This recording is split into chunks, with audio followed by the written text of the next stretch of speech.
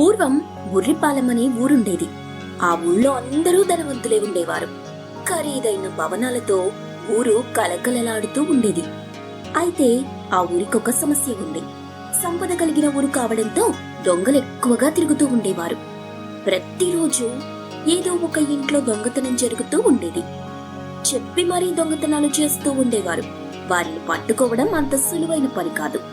ఆ దొంగల బాధను తట్టుకోలేక గంగులు అనే ఒక వ్యక్తిని ఊరికి కాపలాగా పెట్టుకున్నారు. గంగులకి అక్షరం ముక్క చదువు రాకపోయినా తెలివితేటల్లో పెద్ద దిట్ట. ఏదైనా ఒకసారి చూస్తే ఇట్టే పసిగట్టగల నేర్పరితనం గంగులకి ఉంది. అంతేకాదు, గుండె ధైర్యం కలవాడు. మూర్ఖుడు కూడా. ఏదైనా తేడా వస్తే చంపడానికి కూడా వెనకాడని స్వభావం కలవాడు. అలాగే ఇచ్చిన మాటకి కట్టుబడి ఉండే నిజాయితీపరుడు కూడా. ఎప్పటిలాగే ఆ రోజు కూడా గంగులు ఊరి బయట కాపలా కాస్తూ ఉంటాడు. ఊరిపాలెంలోకి రావాలంటే ఎవరైనా ఆ దారి గుండా రావాల్సిందే. ఒక దొంగ చెట్టు చాటున నిలబడి గంగులుని చూసి, అరే, వీడెవడి సమయంలో ఇక్కడున్నాడు? ఇతను ఈ ఊరి మనిషి కాదే, కొత్తవాడిలా ఉన్నాడు. వీడికి ఇక్కడేం పని? పైగా చేతిలో కర్ర కూడా ఉంది. బహుశా వీడేనేమో ఈ ఊరి వాళ్ళు కొత్తగా పెట్టుకున్న కాపలా మనిషి. మరిప్పుడు ఊర్లోకి వెళ్లడం ఎలా? కొద్దిసేపు వేచి చూద్దాం. వాడు ఆదమరిచి నిద్రపోగానే ఊర్లోకి వెళ్లిపోదాం అని చెట్టు చాటున నిలబడి ఉంటాడు. అలా చాలా సమయం ఎదురు చూస్తాడు. ఎంతసేపటికి గంగులు అక్కడి నుండి కదలకపోవడంతో విసుగు చెందిన దొంగ, వీడెవడో జిట్టులాగా తగులుకున్నాడు. ఇక ఈ రోజుకి దొంగతనం చేసే అవకాశం లేనట్టే. సరే, రేపు చూద్దాం. ఇప్పుడు వెనక్కి వెళ్లిపోదాం అని వెనక్కి వెళ్లిపోయాడు. మర్నాడు మళ్లీ వచ్చాడు. ఆ రోజు కూడా అదే పరిస్థితి ఎదురవుతుంది. అలా వారం రోజులు గడిచాయి. ఇక లాభం లేదు. వీడిని ఇలాగే వదిలేస్తే నా దొంగతనాల బిజినెస్ దెబ్బతింటుంది. సాధ్యమైనంత తొందరగా వీడి అడ్డు తొలగించుకోవాలి అని దొంగ వెనక్కి వెళ్లిపోయాడు. వారం రోజులు గడుస్తున్నా ఊళ్ళో ఒక్క దొంగతనం కూడా జరగకపోవడంతో ఊరి పెద్ద గంగులుని అభినందిస్తాడు. సుభాష్, నేను నీపై పెట్టుకున్న నమ్మకాన్ని నిలబెట్టుకున్నావు. ఈ రోజు నుండి నీకు జీతం పెంచుతున్నాను. అలాగే ప్రతిరోజు నా ఇంటి నుండి నీకు భోజనం కూడా వస్తుంది. గంగులు ఊరి పెద్దకు నమస్కరించి వెళ్లిపోయాడు. ఆ రోజు రాత్రి గంగులు ఆకలి వేయడంతో ఊరి పెద్ద తన కోసం పంపించిన భోజనం తిని కాపలా కాస్తూ ఉండగా ఏదో మైకం కమ్మినట్టుగా అనిపించి పడుకుండిపోయాడు.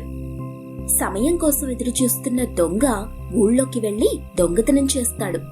మర్నాడు ఊరి పెద్ద గంగులుని పిలిచి చివాట్లు పెట్టాడు.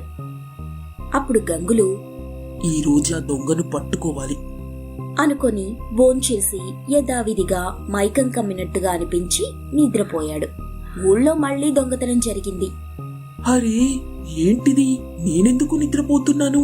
ఇలా ఎప్పుడూ జరగలేదు. ఈ రోజు మాత్రం నిద్రపోకుండా ఎలాగైనా దొంగని పట్టుకోవాలి అని కోపంతో రగిలిపోతుంటాడు. సరిగ్గా భోజనం సమయానికి తిందామని క్యారేజీ విప్పుతుండగా చేజారి అన్నం కింద పడిపోతుంది.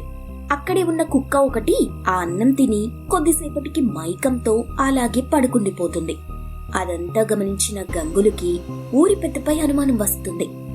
ఏమీ ఎరగనట్టు అలాగే పడుకుండిపోతాడు. సరిగ్గా అర్ధరాత్రి సమయానికి దొంగ వేషంలో ఉన్న ఊరి పెద్ద అక్కడికి వస్తాడు. అనుమానం రాకుండా ఓరకంటితో గమనిస్తున్న గంగులు ఊరి పెద్దను చూసి ఆశ్చర్యపోతాడు.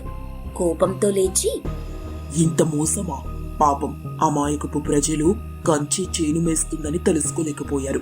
ఇప్పుడే ఊరి వాళ్ళందరినీ లేపి నీ బాగోతం బయట పెడతానుండు అని ఊళ్ళోకి వెళ్లబోగా ఊరి పెద్ద తన దగ్గర ఉన్న కత్తితో గంగులుని చంపేసి శవం కనబడకుండా మాయం చేశాడు. మర్నాడు ఊరి పెద్ద గంగులు దొంగలతో చేతులు కలిపి మన ఊరి గుడి నగలను దోచుకు పారిపోయాడని ఊరి వాళ్ళందరినీ నమ్మించాడు. ఇక ఏ అడ్డు లేకపోవడంతో ఊరి పెద్ద ప్రతిరోజు దొంగ వేషంలో ఊరిని దోచుకుంటూ ఆ సొమ్మును ఊరి బయట దాచిపెడతాడు. ఒకరోజు దొంగతనం చేసిన సొమ్ము దాచిపెట్టడానికి ఊరి బయట తన స్థావరానికి వచ్చిన ఊరి పెద్ద అక్కడి దృశ్యం చూసి ఆశ్చర్యపోతాడు. తను దాచిపెట్టిన సొమ్మేది అక్కడ ఉండదు. ఊరి పెద్ద కంగారు పడిపోతాడు. చుట్టూ చూసినా ఎక్కడా ఏమీ కనిపించకపోవడంతో ఊసూరుమంటూ ఇంటికి తిరిగి వెళ్తాడు. మర్నాడు ఉదయం ఆ సొమ్మంతా ఊరి నడిబొడ్డున కనిపించడంతో దాన్ని చూసి ఊరి ప్రజలు ఆశ్చర్యపోతారు. అరే, ఇదంతా మన సొమ్ము. దీన్ని దొంగలు దోచుకెళ్లారు కదా, మరి ఇక్కడికి ఎలా వచ్చింది? అని ఊరి ప్రజలంతా ఆనందంతో ఎవరి సొమ్ము వాళ్ళు తీసుకుంటారు. అంతా చూస్తున్న ఊరి పెద్ద ఏం జరుగుతుందో అర్థం కాక తిక్కమకతో ఆలోచిస్తూ, ఈ సొమ్ము ఇక్కడికి ఎలా వచ్చింది? నా బండారం ఎవరికైనా తెలుసుంటుందా? లేదు లేదు లేదు, అలా జరగడానికి వీల్లేదు అని అక్కడి నుండి వెళ్లిపోతాడు. సరిగ్గా అర్ధరాత్రి కాగానే ఊరి పెద్ద దొంగతనానికి బయలుదేరాడు. అలా నడుచుకుంటూ వెళ్తూ ఉండగా ఒక నీడ అతన్ని అనుసరిస్తూ వస్తుంది. తనని ఎవరో అనుసరిస్తున్నారని అనుమానించిన ఊరి పెద్ద వెనక్కి తిరిగి చూస్తాడు. అక్కడ ఎవ్వరూ కనిపించరు. యథావిధిగా నడుచుకుంటూ ఒక ఇంటికి చేరుకుంటాడు. తలుపు తీసి చూడగా అక్కడ గంగులు ఉండడం చూసి భయంతో గజగజ వణుకుతూ ఇంటికి పారిపోబోతాడు. గంగులు ఊరి పెద్దను పట్టుకుని వీపు విమానం మోత మోగేలా కొడతాడు. ఆ దెబ్బలకు తాళలేక బాధని భరించలేక ఊరి పెద్ద గట్టిగా కేకలు వేస్తాడు. ఆ శబ్దానికి ఊరి ప్రజలకి మెలకువ వచ్చి చూస్తారు. అప్పుడు దయ్యం రూపంలో ఉన్న గంగులు జరిగింది మొత్తం ఊరి ప్రజలకి చెప్తాడు. అది విన్న ఊరి ప్రజలు కోపోద్రిక్తులై ఊరి పెద్దను ఆ ఊరి నుండి తన్ని తరిమేస్తారు. గంగులకి జరిగిన అన్యాయానికి బాధపడతారు. అతని కుటుంబాన్ని ఊరంతా కలిసి ఎటువంటి కష్టం కలగకుండా కంటికి రెప్పలా చూసుకుంటారు. ఊరి ప్రజలపైన ఉన్న ప్రేమతో ఇష్టంతో భూతంగా మారిన గంగులు దొంగలెవ్వరినీ ఊరిలోకి రానివ్వకుండా ఊరి బయట కాపలా కాస్తూ ఉంటాడు. అది పెందుర్తి అనే ఒక మారుమూల పల్లెటూరు. ఆ ఊరిలో రవి అనే ఒక జాలరి తన తల్లితో కలిసి నివసిస్తూ ఉండేవాడు. ప్రతిరోజు షికారుకి వెళ్లి సముద్రంలో చేపలు పట్టి వాటిని అమ్ముకుని జీవనం సాగించేవాడు. రవి చాలా ధైర్యవంతుడు కావడంతో ఎంత లోతు వరకు వెళ్లైనా సరే చేపలు పట్టగలిగేవాడు. అది చూసి తన తోటి జాలర్లు రవిని మెచ్చుకునేవారు. కాని జాన్ అనే ఒక జాలరి మాత్రం రవి అంటే అసూయపడేవాడు. అతన్ని అందరూ మెచ్చుకుంటుంటే చూసి తట్టుకోలేకపోయేవాడు. ఒకరోజు రవి ఎప్పటిలాగే చేపలు పట్టడానికి బయలుదేరుతుండగా, రవి, నేను నీతో పాటు వస్తాన్రా. నీకులాగా ధైర్యవంతుడిని కావాలని నా కోరిక. అలాగేరా అని జాన్ ని తన వెంట తీసుకుని సముద్రంలోకి వెళ్లాడు. రవి బోటుపై నిల్చొని వల సహాయంతో చేపలు పడుతూ ఉండగా జాన్ రవిని వెనక నుండి నీళ్లలోకి తోసేశాడు. రవి పెద్ద పెద్దగా అరుస్తూ నీటి ప్రవాహంలో కొట్టుకుపోయాడు. అది చూసిన జాన్, ఇక ఈ రోజుతో ఈ రవిగడి పీడ విరగడైంది. ఇక నేనే ఈ ఊర్లో నెంబర్ 1 అని సంతోషంతో ఇంటికి తిరిగి వచ్చి ఊరి ప్రజలందరికీ ఈ విధంగా చెప్తాడు.